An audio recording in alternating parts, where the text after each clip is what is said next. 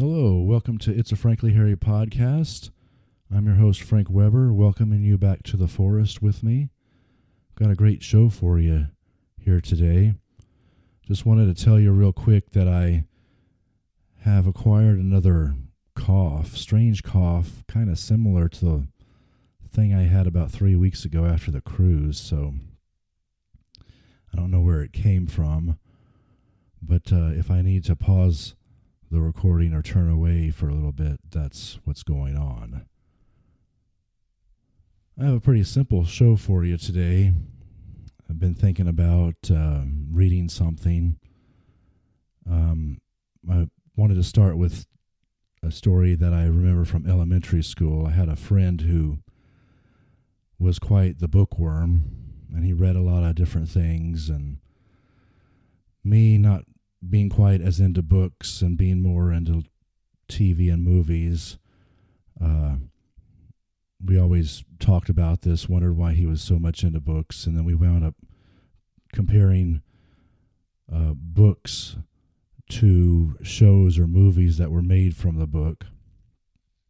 And at that time in my life, it was easier to just watch a movie because you get in and out of there in 2 hours. But the reality is that the book, in almost all cases, is better, more detailed, and has a lot of more depth to it. I suppose because Hollywood only has so much time, can't make a 8 or 10 hour long movie very easily. And there's also, I think, certain things that they want to appeal to fans for. So I started reading the novel of North Dallas 40, which came out in 1973. It was written by Peter Gent, who was a wide receiver for the Dallas Cowboys. I believe it was 1964 to 1968, I think is what he had written there. And so he came around at the time where the Cowboys were just starting to turn the corner as a franchise. We're starting to win, starting to get a big fan following. Some of us would even say they were starting to become America's team, you could say. Anyway, I saw the movie, which came out originally in 1979. I saw the movie some years ago. It stars Nick Nolte as Phil Elliott, who is actually, we believe, the Peter Gent character, and his buddy in the movie is played by Mac Davis, Lubbock's own Mac Davis, who has passed away several years ago, who plays the Don Meredith-like character. And then there's other characters like the coach is believed to be Tom Landry, and the front office staff and the owner are believed to be the general managers and the owner at that time. Anyway, I really enjoyed the movie when I first saw it. I thought it was very entertaining. It was very dramatic, but it was also very limited. It was pretty much limited to Phil Elliott's football story and to football in the NFL in general, and as well as to one of his love stories. I picked up the book, which I bought some time ago, and started reading it last week because I'm using it as inspiration for the second novel that I'm writing. Just one of the inspirations. There's actually one or two others, but I wanted to pick that up and read it just to get some ideas. And the reality is, if you've never written a novel, you can put a lot of shit in there and dig up old memories. You can have them based on a true story, which I suppose some of this really was true. And then you can kind of fictionalize it and embellish it and add to the story so that you have not only the real heartfelt human story, but then you also have other things in there that presumably other people would enjoy. And so I've read the entire book. The first and the last chapter are the same. I don't know why exactly he did that, but after reading the book, the book is a lot less tame, much more raw, and much more detailed than the movie ever could be.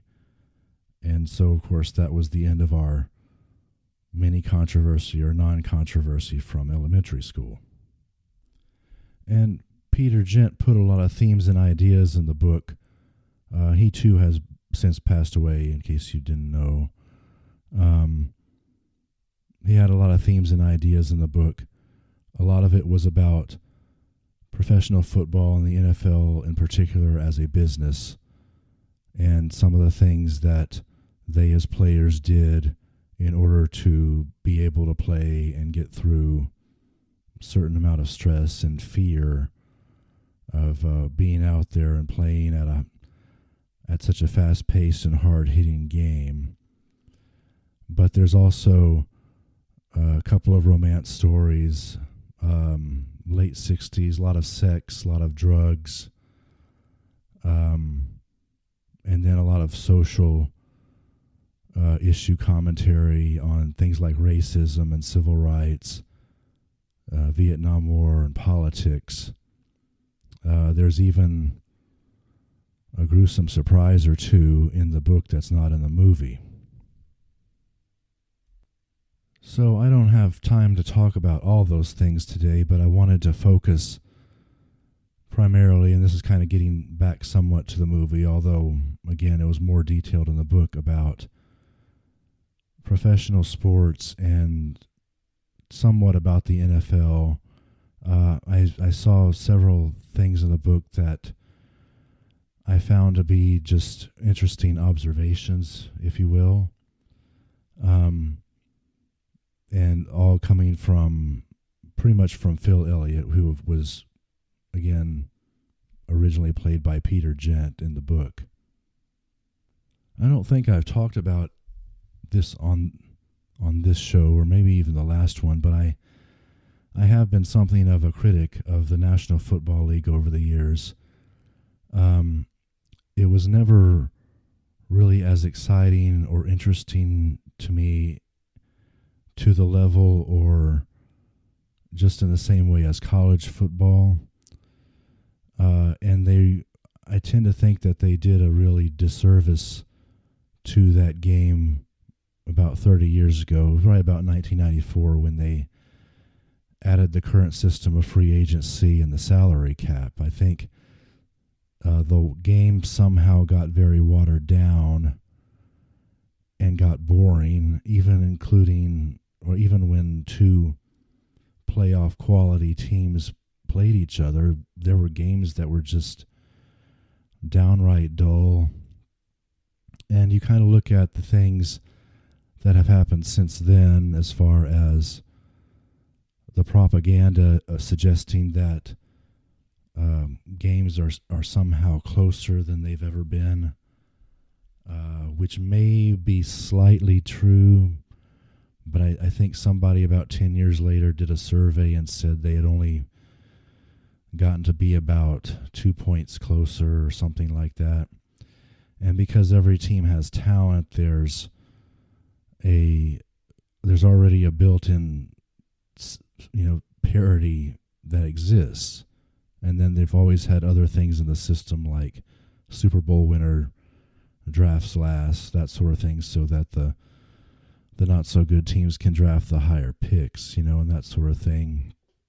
And now, of course, the NFL, even more recent than that, has gotten into politics and social issues that may or may not actually be an issue. But if somebody, of their stature says it is, then a lot of people are going to believe that it still is. So, but in regards to the movie, I thought there were several themes that rang very true when it came to sports in general and professional sports as a business. And, Phil Elliott was essentially talking about, and some of his teammates about, playing football or any sport as a job and not really, playing it as a job and knowing that you could be cut any time because the contracts are written a certain way, and they finagle it so that it's in the favor of the owners and that sort of thing. And it's definitely not as glamorous a living, as glamorous a way of making a living as a lot of people think now. And the other thing is, when you start out as a kid, you start playing football or whatever other sport, Little League Baseball, Pee Wee football, basketball, whatever. You learn to play a game. You learn to play as a team. You go out and have fun. And you would like to win. That's the goal of every team, is to go out and win the game. But then when the business aspect of things comes into play, those things may or may not still be there, and it really becomes something else. And that's really what the football aspect of it was in this movie or book, or actually both. They both were heavily weighted toward the football side. But some of the things they did during practice or during games, people have played. It was late in the season, like December, and they are pretty beat up. A lot of pain, a lot of aching.